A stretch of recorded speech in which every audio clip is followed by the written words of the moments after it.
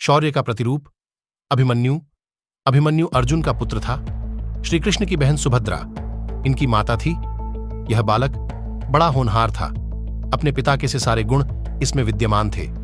स्वभाव का बड़ा क्रोधी था और डरना तो किसी से इसने जाना ही नहीं था। इसी निर्भयता और क्रोधी स्वभाव के कारण इसका नाम अभि निर्भय, मन्यु क्रोधी, अभिमन्यु पड़ा था। अर्जुन ने धनुर्वेद का सारा ज्ञान इसको दिया था। अन्य अस्त्र शस्त्र चलाना भी इसने सीखा था। पराक्रम में यह किसी वीर से भी कम नहीं था। 16 वर्ष की अवस्था में ही अच्छे अच्छे सेनानी को चुनौती देने की शक्ति और सामर्थ्य इसमें थी। इसकी मुखाकृति और शरीर का डील डॉल भी असाधारण योद्धा का सा था। वृषभ के समान ऊंचे और भरे हुए कंधे, थेमी उभरा वक्षस्थल था और आंखों में एक जोश था। महाभारत का भीषण संग्राम छिड़ा हुआ था। पितामह धराशायी हो चुके थे। उनके पश्चात गुरु द्रोणाचार्य ने कौरवों का सेनापतित्व संभाला था। अर्जुन पूरे पराक्रम के साथ युद्ध कर रहा था। प्रचंड अग्नि के समान वह बाणों की वर्षा करके कौरव सेना को विचलित कर रहा था। द्रोणाचार्य कितना भी प्रयत्न करके अर्जुन के इस वेग को नहीं रोक पा रहे थे। कभी कभी तो ऐसा लगता था मानो पांडव कौरवों को कुछ ही क्षणों में परास्त कर डालेंगे। प्रातःकाल युद्ध प्रारंभ हुआ। श्री कृष्ण अपना पांचजन्य फूंकते उसी क्षण अर्जुन के बाणों से कौरव सेना में हाहाकार मचने लगता। संध्या तक यही विनाश चलता रहता। दुर्योधन ने इससे चिंतित होकर गुरु द्रोणाचार्य से कहा, हे आचार्य, यदि पांडवों की इस गति को नहीं रोका गया तो कौरव सेना किसी भी क्षण विचलित होकर युद्ध भूमि से भाग खड़ी होगी। अत कोई ऐसा उपाय करिए जिससे पांडवों की इस बढ़ती शक्ति को रोका जाए और अर्जुन के सारे प्रयत्नों को निष्फल किया जाए। दुर्योधन को इस प्रकार चिंतित देखकर गुरु द्रोणाचार्य ने किसी प्रकार अर्जुन को युद्ध भूमि से हटा देने का उपाय सोचा। दुर्योधन के कहने से संशप्तकों ने कुरुक्षेत्र से दूर अर्जुन को युद्ध के लिए चुनौती दी। अर्जुन उनसे लड़ने को चला गया। उसके पीछे से द्रोणाचार्य ने चक्रव्यूह की रचना की और युधिष्ठिर के पास संवाद भिजवाया कि या तो पांडव आकर कौरव सेना के इस चक्रव्यूह को तोड़ें या अपनी पराजय स्वीकार करें। जब संवाद युधिष्ठिर के पास पहुंचा तो वे बड़ी चिंता में पड़ गए, क्योंकि अर्जुन के सिवा चक्रव्यूह को तोड़ना कोई पांडव नहीं जानता था। अर्जुन बहुत दूर संशप्तकों से युद्ध कर रहा था। चक्रव्यूह तोड़ने में अपने आप को असमर्थ देखकर पांडवों के शिविर में त्राही त्राही मच उठी। युधिष्ठिर, भीम, धृष्टद्युम्न आदि कितने ही पराक्रमी योद्धा थे जो बड़े से बड़े पराक्रमी कौरव सेनानी को चुनौती दे सकते थे, लेकिन चक्रव्यूह तोड़ने का कौशल किसी को भी नहीं आता था। वह ऐसा व्यूह था जिसमें पहले तो घुसना और उसको तोड़ना ही मुश्किल था, और फिर सफलतापूर्वक उसमें से बाहर निकलना तो और भी दुष्कर कार्य था। कौरव सेना के सभी प्रमुख महारथी उस चक्रव्यूह के द्वारों की रक्षा कर रहे थे।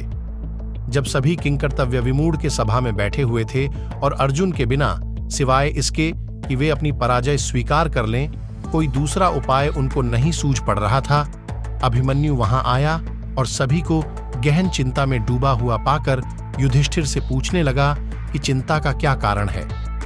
युधिष्ठिर ने सारी बात बता दी। उसे सुनकर वह वीर बालक अपूर्व साहस के साथ बोला, आर्य, आप इसके लिए चिंता न करें। दुष्ट कौरवों का यह षड्यंत्र किसी प्रकार भी सफल नहीं हो सकेगा। यदि अर्जुन नहीं है तो उनका वीर पुत्र अभिमन्यु तो यहां है। आप दुर्योधन की चुनौती स्वीकार कर लीजिए, मैं चक्रव्यूह तोड़ने के लिए जाऊंगा। अभिमन्यु की बात सुनकर सभी को आश्चर्य होने लगा।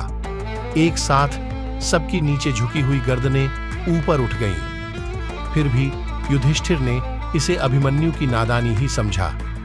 उन्होंने पूछा, बेटा, तुम्हारे पिता अर्जुन के सिवा इनमें से कोई भी चक्रव्यूह भेदना नहीं जानता, फिर तुम कैसे इसका भेदन कर सकते हो? हाय, आज अर्जुन होता तो यह अपमान न सहना पड़ता।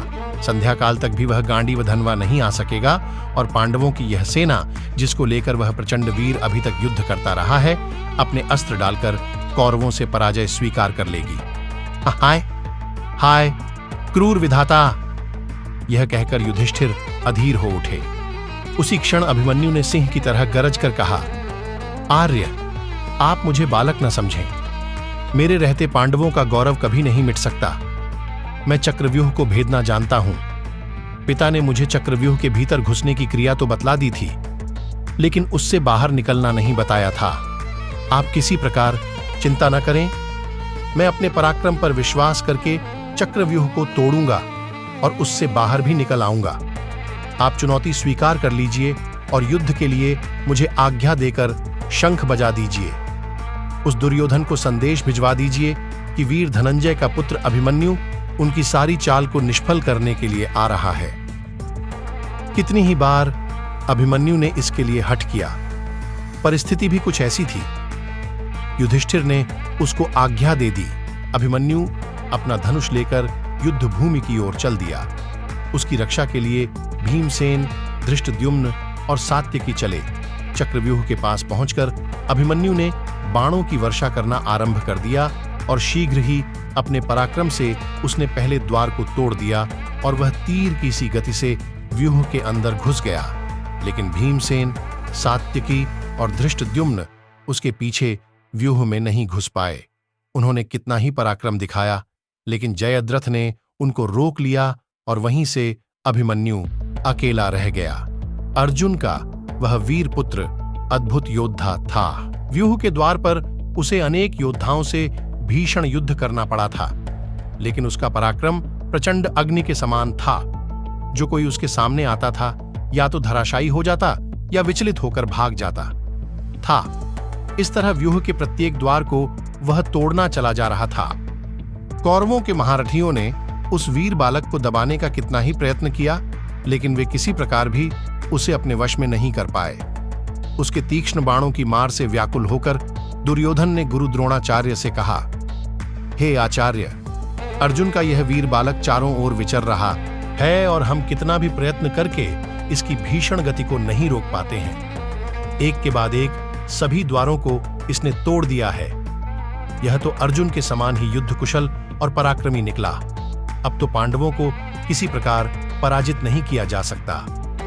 इसी प्रकार कर्ण ने भी घबराकर द्रोणाचार्य से कहा, हे गुरुदेव, इस पराक्रमी बालक की गति देखकर तो मुझको भी आश्चर्य हो रहा है। इसके तीक्ष्ण बाण मेरे हृदय को व्याकुल कर रहे हैं। यह ठीक अपने पिता अर्जुन के समान ही है। यदि किसी प्रकार इसको न रोका गया तो हमारी यह चाल व्यर्थ चली जाएगी। अत किसी तरह से इसको चक्रव्यूह से जीवित नहीं निकलने देना चाहिए। द्रोणाचार्य अभिमन्यु की वीरता देखकर कुछ क्षणों के लिए चिंता में डूबे रहे।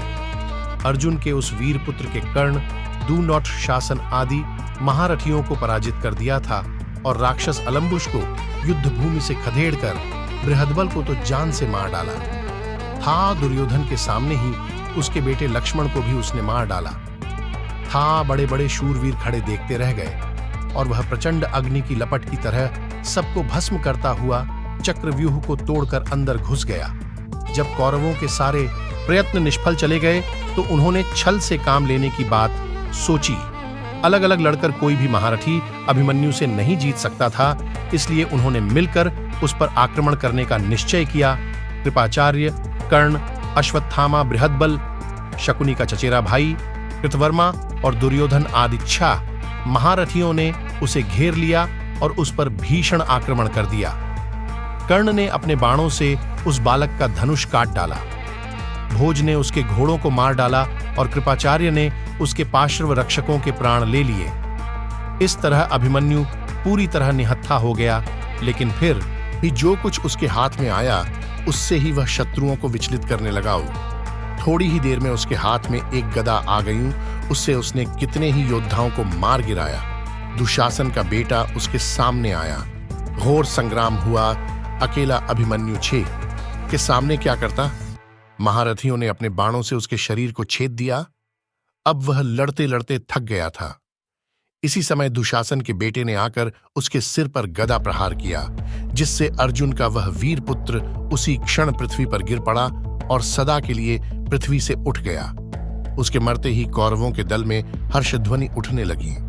दुर्योधन और उसके सभी साथी इस निहत्थे बालक की मृत्यु पर फूले नहीं समाये। किसी को भी उसकी अन्याय से की गई हत्या पर तनिक भी खेद और पश्चाताप नहीं था। जब अभिमन्यु की मृत्यु का समाचार पांडव दल में पहुंचा तो युधिष्ठिर शोक से व्याकुल हो उठे।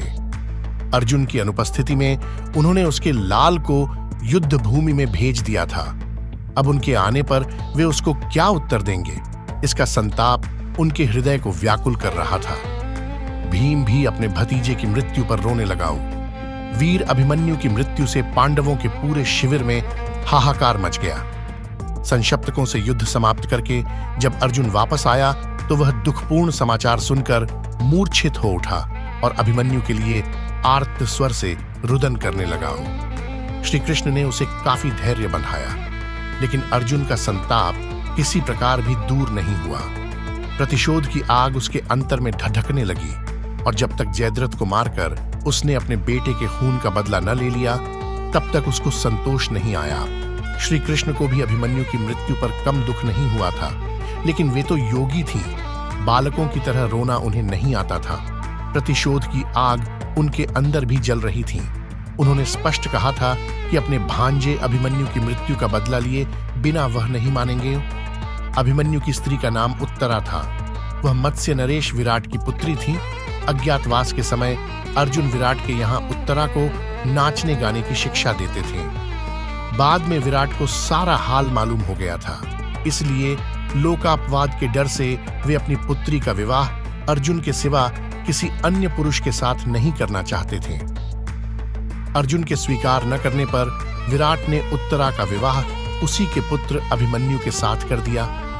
इन दोनों का विवाह बाल्यावस्था में ही हो गया था। उस युग में बाल विवाह की प्रथा तो इतनी प्रचलित नहीं थी, लेकिन विवाह के पीछे राजनीतिक कारण निहित था। पांडवों को इसके पश्चात मत्स्य नरेश से हर प्रकार की सहायता मिल सकती थी। अपने पति की मृत्यु पर उत्तरा शोक से पागल हो उठी थी। श्री कृष्ण ने उसे कितना ही समझाया था, लेकिन फिर भी कितने ही दिनों तक उसका रुदन एक क्षण को भी नहीं रुका था। वह उस समय गर्भवती थी। आतताई अश्वत्थामा ने पांडवों के वंश को समूल नष्ट कर देने के लिए इस गर्भस्थ बालक पर ब्रह्मास्त्र का प्रयोग किया था, लेकिन श्री कृष्ण ने उसे रोक लिया था और इस प्रकार श्री कृष्ण ने ही पांडवों के कुल की रक्षा की। निश्चित अवधि के पश्चात उत्तरा के गर्भ से बालक का जन्म हुआ। चूंकि सभी कुछ क्षय हो जाने के पश्चात इस बालक का जन्म हुआ था, इसीलिए इसका नाम परीक्षित रखा गया। यही पांडवों की वंश परंपरा को आगे बढ़ाने वाला हुआ।